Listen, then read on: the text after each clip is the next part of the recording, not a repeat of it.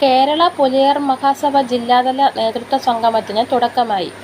KPS Menon ഹാളിൽ സംസ്ഥാന general secretary Punnala Sreekumar സംഗമം ഉദ്ഘാടനം ചെയ്തു.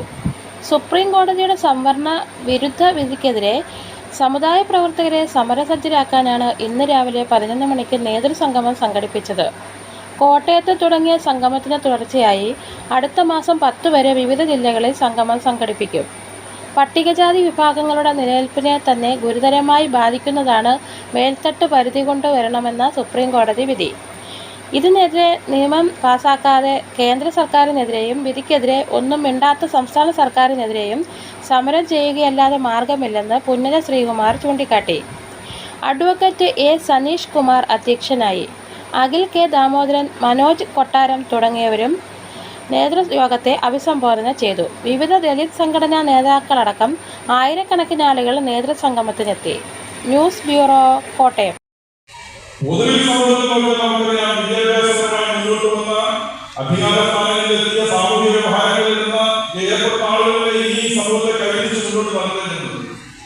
വളരെ മലിനമായ ആളുകളാണ് വന്നിട്ടുള്ളത്. പക്ഷെ അവർക്ക് ഒരു തലമുറയ്ക്ക് ഒരാൾക്ക് സംവരണം കിട്ടിയാൽ പിന്നീട് അവർക്ക് കൊടുക്കേണ്ടതില്ല എന്നാണ് പറയുന്നത്. മേൽത്തട്ട് പരിധി ഏർപ്പെടുത്തണം എന്ന് പറഞ്ഞിരിക്കുകയാണ്. നമ്മളുടെയും മേൽത്തട്ട് പരിധി ഏർപ്പെടുത്തണം. ആ മേൽത്തട്ട് പരിധി ഏർപ്പെടുത്തുന്നത് മാത്രമല്ല പ്രശ്നം, ഉപവർഗീകരണത്തിന് സംസ്ഥാനങ്ങൾക്ക് ചുമതല കൊടുത്തിരിക്കുകയാണ്. ഉപവർഗീകരണം എന്ന് പറയുമ്പോൾ നമ്മുടെ കേരളത്തിൽ പട്ടികജാതി വിഭാഗങ്ങൾ 8% സംവരണം അനുഭവിക്കുന്നുണ്ട്. പട്ടികവർഗങ്ങൾ 2%, മൊത്തം 10% സംവരണമാണ് കേരളത്തിൽ നമ്മൾ അനുഭവിക്കുന്നത്. കേന്ദ്രത്തിൽ 12% പട്ടികജാതിക്കാരുടെ സംവരണം, പട്ടികവർഗക്കാരുടെ 7%, മൊത്തത്തിൽ 22% കേന്ദ്രത്തിലുണ്ട്. അപ്പൊ കേരളത്തിലെ 8% സംവരണം പരിമിതമായ സംവരണമാണ്. നമ്മുടെ പട്ടികജാതി ജനവിഭാഗങ്ങളെല്ലാം കൂടി അനുഭവിച്ചുകൊണ്ടിരിക്കുകയാണ്.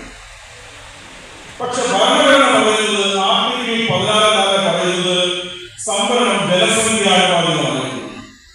സംവരണം ജനസംഖ്യാനുപാതികമായിരിക്കും. അപ്പൊ നിങ്ങളുടെ ജനസംഖ്യ എത്രയാണ്? ഒരു കണക്കുമില്ല. നമ്മുടെ ജനസംഖ്യ ജാതി തിരിച്ച് എത്രയാണെന്ന് ഒരു കണക്കുമില്ല. ഇപ്പൊ ഏറ്റവും അവസാനം നമ്മുടെ സെൻസസ് നടന്നതാണ് 2011. 2011 സെൻസസ് നടക്കുമ്പോൾ രാജ്യത്തിന്റെ പ്രധാനമന്ത്രി മൻമോഹൻ സിംഗ് ആണ്. ജാതി അടിസ്ഥാനത്തിലുള്ള വിവരങ്ങൾ കൂടി ആ സെൻസസ് ശേഖരിച്ചു. പക്ഷെ നിർഭാഗ്യം പറയട്ടെ, അത് പ്രോപ്പറായിട്ട് സോർട്ട് ചെയ്യാൻ കഴിയാത്തതുകൊണ്ട്, വേർതിരിക്കാൻ കഴിയാത്തതുകൊണ്ട് അപൂർണം എന്ന് പറഞ്ഞിട്ട് ആ റിപ്പോർട്ട് പുറത്തു വിട്ടില്ല. അത് തെറ്റല്ല. ഇപ്പോൾ സെൻസസ് നടത്തിയിരിക്കുന്നത് 2021. വർഷത്തെ നമ്മൾ 2024 ഏതാണ്ട് തീരാൻ പോവുകയാണ്. അപ്പൊ എത്ര വർഷമായി ഇപ്പോ നമ്മുടെ സെൻസസ്